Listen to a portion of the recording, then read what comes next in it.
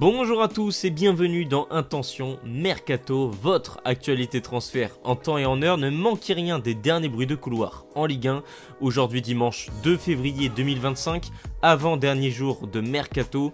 On ouvre cet épisode à Lens où la belle histoire avec le défenseur autrichien Kevin Danso prend fin.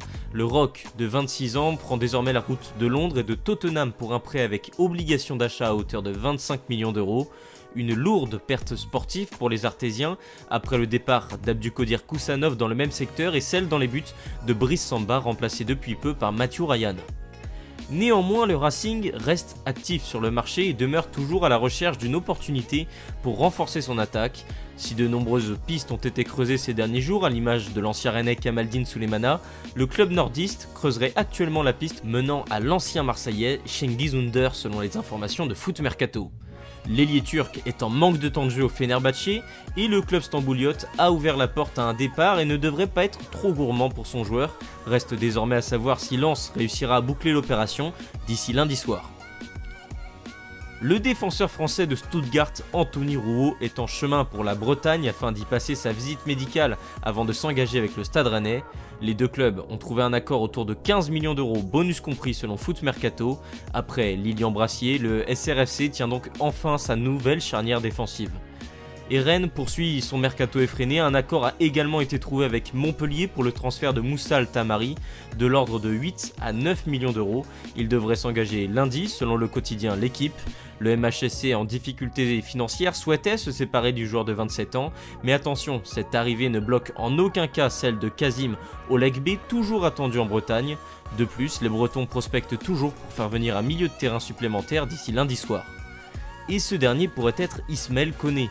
Habib Beye, le nouvel entraîneur du Stade Rennais, a validé la piste proposée par le directeur sportif Massara. Marseille cherche à sortir de son effectif l'international canadien de 22 ans qui n'a pas été jugé assez investi sous les ordres de Roberto De Zerbi. Selon L'Équipe, les discussions se poursuivent alors que le joueur est également suivi par Valence et des clubs allemands. Pour rappel, il avait été acheté pour 12,5 millions d'euros plus bonus l'été dernier à Watford.